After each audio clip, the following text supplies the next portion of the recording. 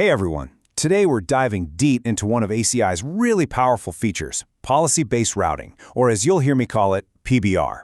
You ever find yourself wondering, how can I force my traffic to go through a firewall or a load balancer without completely re-architecting my network?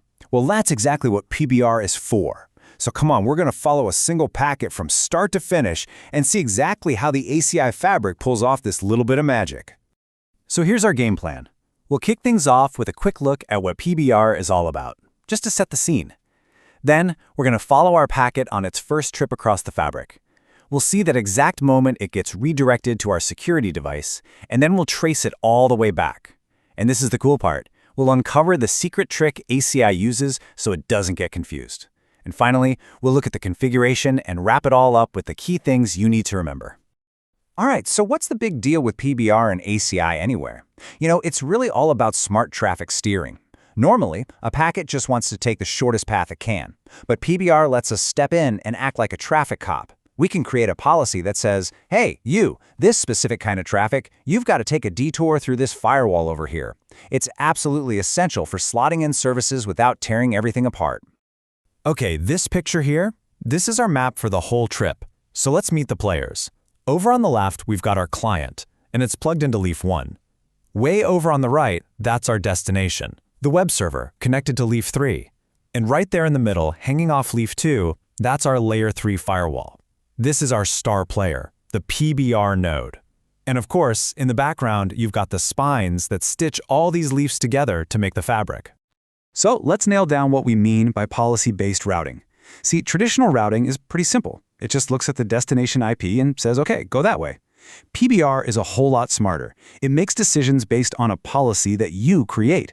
And in the ACI world, this policy lives inside a contract that sits between two endpoint groups, or EPGs. Just think of EPGs as logical buckets for your devices, like a bucket for all your web servers. When traffic flows between those buckets and matches the contract, bam, PBR kicks in. All right, the stage is set. Let's get this packet on the road. A user on our client machine pops open a web browser and tries to connect to the web server. We're going to zoom all the way in and follow that very first packet as it hits the ACI fabric. Let's go. At first, things are pretty normal. The client sends its packet out, aimed at the web server's IP. The packet hits Leaf 1. Now, let's imagine this is the very first time this has ever happened. Leaf 1 has no idea where that web server is. So what does it do? It does the standard ACI thing. It punts the packet up to one of the spine switches, which acts as a proxy. The spine is like the fabric's directory service. It looks up the web server, sees it lives on Leaf 3, and sends the packet on its way.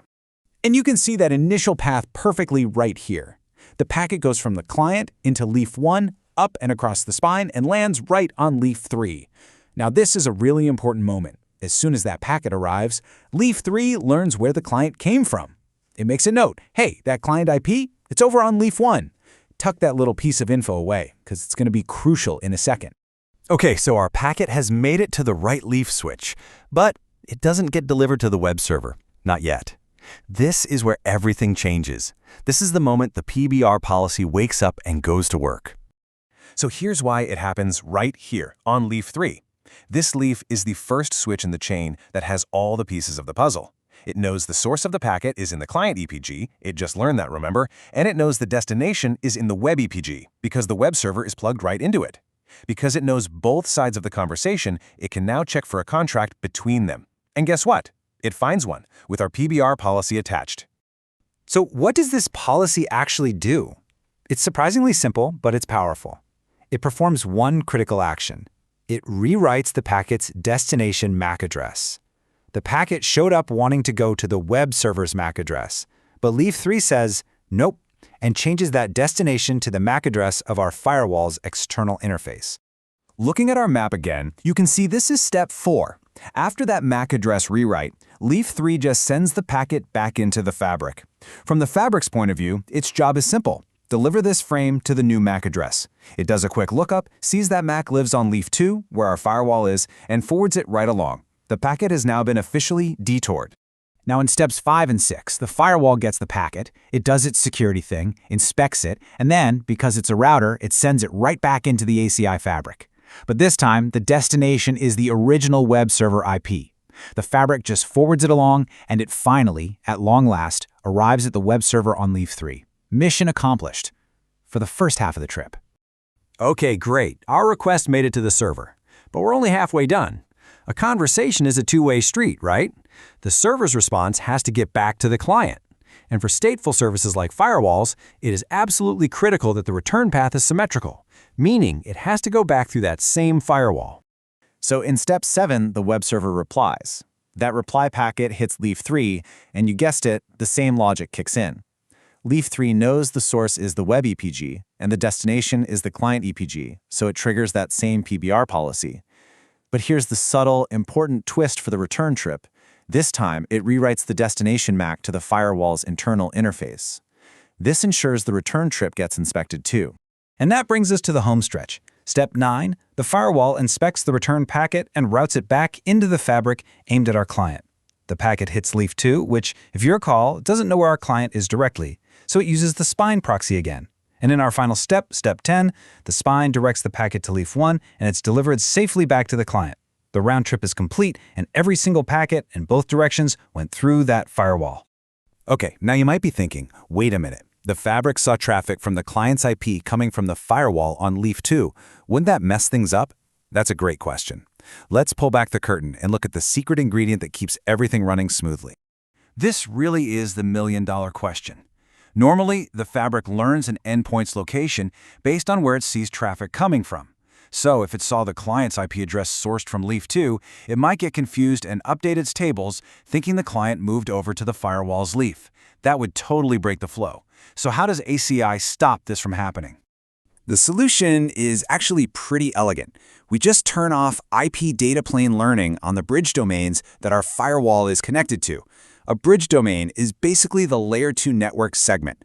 By disabling this, we're giving a very specific instruction to the leaf switch. We're telling it, look, if you see any traffic coming in on this particular BD, just ignore the source IP. Do not learn it as a local endpoint.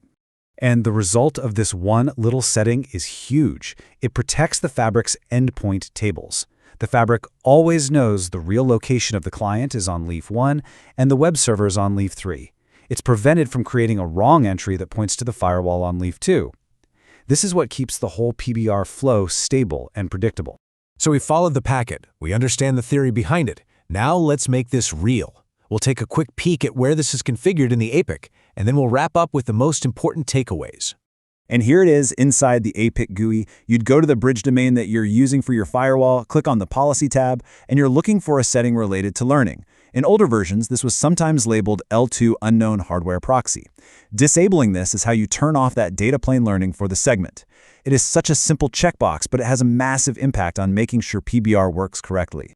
Now, a quick but really important heads up on software versions. If you're running an APIC version older than 3.1, you had to go in and set this manually, just like we saw.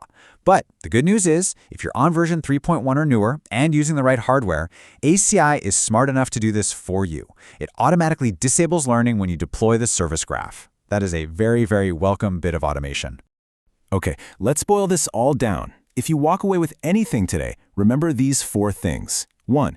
PBR only gets triggered on a leaf switch that knows about both the source and the destination EPGs. 2. The magic trick is simply rewriting the destination MAC address.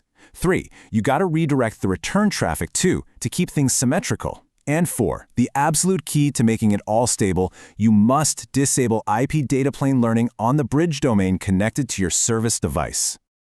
And that wraps up our packets journey through ACI PBR. I'll leave you with a question to chew on. Everything we looked at today used a layer 3 or routed firewall. How do you think this whole flow would change, the MAC rewrites, the return traffic, everything, if that service device was a transparent layer 2 firewall instead? It's a great little thought experiment to make sure you've really got these concepts down. Thanks for joining me.